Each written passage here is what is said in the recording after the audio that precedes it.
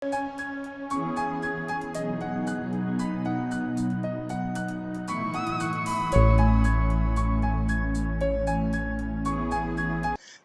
തെറ്റിദ്ധാരണ മധുരം ഒഴിവാക്കലാണ്. തെറ്റിദ്ധാരണയല്ല, മധുരം ഒഴിവാക്കണം. അതിനൊപ്പം കൊഴുപ്പുള്ള ഭക്ഷണത്തിന് യാതൊരു നിയന്ത്രണവും പ്രമേയ രോഗികൾ വരെ ചെയ്യാറില്ല. വിത്തൗട്ട് ചായ അല്ലെങ്കിൽ നമ്മളിപ്പോൾ ഒരു മട്ടൻ ബിരിയാണി, അതൊക്കെയാണ് നമ്മുടെ ഒരു കോമ്പിനേഷൻ. അപ്പോൾ കൊഴുപ്പും പ്രധാനമായും പ്രമേയ രോഗികൾ ഒഴിവാക്കേണ്ടതല്ലേ സാർ? തീർച്ചയായിട്ടും ഇതാണ് മനസ്സിലാക്കേണ്ടത്. നമ്മൾ നേരത്തെ പറഞ്ഞ മാതിരി ഒന്നിനെ ഒഴിവാക്കി ഒന്ന് ചീഞ്ഞു കഴിഞ്ഞാൽ മറ്റൊന്നിന് വളം എന്നുള്ള തരത്തിലുള്ള ഡിസ്കഷൻ നമുക്ക് ശരിയാവില്ല.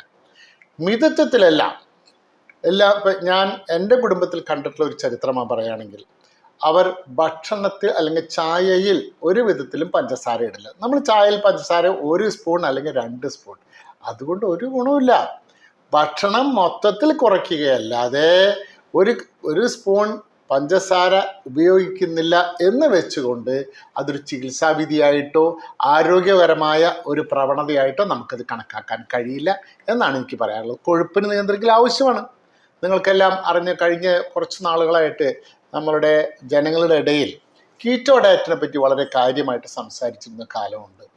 അത് കൂടുതൽ കാർബോഹൈഡ്രേറ്റ് വളരെ കുറയ്ക്കുക, കൊഴുപ്പ് അത് കഴിക്കാൻ പറ്റുന്നില്ല ജനങ്ങൾക്ക്.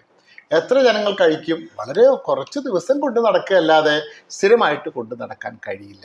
ഞാൻ പറയുന്നത് ബാലൻസ് ചെയ്തിട്ടുള്ളതായ ഭക്ഷണ ക്രമീകരണമാണ് നമുക്ക് വേണ്ടത് എന്നാണ് എനിക്കിവിടെ പറയാനുള്ളത്. ഈ prevention is better than cure എന്ന് പറയുമല്ലോ സാർ. കറക്റ്റ്. അപ്പോൾ പ്രമേഹ രോഗം വരുന്നതിന് മുമ്പുള്ള രോഗികളല്ലാത്ത ഒരാൾക്ക് ഒരു ദിവസത്തെ ബാലൻസ്ഡ് ഡയറ്റ് സാറിന് റെക്കമെൻഡ് ചെയ്യുന്നത് എങ്ങനെയായിരിക്കും? ഇത് വളരെ prevention is better than cure, സത്യം. അപ്പോൾ നമുക്ക് എന്ത് ചെയ്യാം? പ്രിവെൻറ്റ് ചെയ്യാൻ നമ്മൾ ആരൊക്കെയാണ് നമുക്ക് അതിന് തിരഞ്ഞെടുക്കാൻ നമുക്ക് ആദ്യം പഠിക്കാം. ആദ്യമായിട്ട് എൻ്റെ ഫാദറിനും മദറിനും പ്രമേഹം ഉണ്ടെങ്കിൽ ഇന്നല്ലെങ്കിൽ നാളെ എനിക്ക് വരാൻ സാധ്യതയുണ്ട്. എൻ്റെ ജീവിതം വളരെ ഇറാറ്റിക് എന്ന് വെച്ച് കഴിഞ്ഞാൽ എവിടുന്നേലും ഭക്ഷണം കഴിക്കുന്നു, തീരെ എക്സസൈസ് ഇല്ല, തീരെ അനക്കമില്ല, മാനസിക പിരിമുറുക്കം വളരെ കൂടുതൽ, ആ അവസ്ഥയിൽ എനിക്ക് വരാൻ സാധ്യതയുണ്ട്. അപ്പോൾ നമ്മൾ എന്ത് ചെയ്യണം? ഒരു 30 വയസ്സ് കഴിഞ്ഞാലോ 35 വയസ്സ് കഴിഞ്ഞാലോ നമ്മൾ ഒതുങ്ങണം. എന്താണ് ഒതുങ്ങുക എന്ന് വെച്ച് കഴിഞ്ഞാൽ, ആദ്യത്തെ കാര്യം ഭക്ഷണത്തിലൊരു ക്രമീകരണം കൊണ്ടുവരട്ടെ. ആദ്യം നമ്മൾ അമ്മിഞ്ഞപ്പാൽ എന്ന് പറയുന്ന മാതിരി അമ്മ ഉണ്ടാക്കി തരുന്ന ഭക്ഷണത്തിലോട്ട് മടങ്ങട്ടെ. ഫാസ്റ്റ് ഫുഡ് സിസ്റ്റം എൻ്റർടൈൻ ചെയ്യുന്നത് ശരിയാണ് എന്ന് എനിക്ക് തോന്നുന്നില്ല, എൻ്റെ വ്യക്തിപരമായ അഭിപ്രായമാണ്. അത് രണ്ടാമത്തെ കാര്യം. മൂന്നാമത്തെ കാര്യം, ഇപ്പോഴേ തുടങ്ങട്ടെ വ്യായാമം. ഒരു 30 വയസ്സ് കഴിഞ്ഞാൽ വ്യായാമത്തിന് വേണ്ടി ജിമ്മിലൊന്നും പോകണമെന്നൊന്നുമില്ല. ആദ്യമായിട്ട് വേണ്ടത് നമ്മളുടെ വീടിൻ്റെ സൈഡിൽ ജോലി ചെയ്യാം, അല്ലെങ്കിൽ നടക്കാം, അല്ലെങ്കിൽ ഓടാം, ചാടാം. ഇങ്ങനെയുള്ളതായ എക്സസൈസിലൂടെ നമുക്ക് നല്ലൊരു ശതമാനം വ്യക്തികൾക്ക് ഈ പ്രമേഹത്തെ മാറ്റി നിർത്താം, അല്ലെങ്കിൽ പോസ്റ്റ്പോൺ ചെയ്യാം. അതുകൊണ്ട് ഇത് പ്രീ ഡയബറ്റിസ് അല്ലെങ്കിൽ ഡയബറ്റിസ് ഉണ്ടാകാൻ സാധ്യതയുള്ളവർക്കും ചെറിയ രീതിയിൽ പ്രമേഹം തുടങ്ങിയ അവസ്ഥയാണ് പ്രീ ഡയബറ്റിസ് എന്ന് പറയുന്നത്.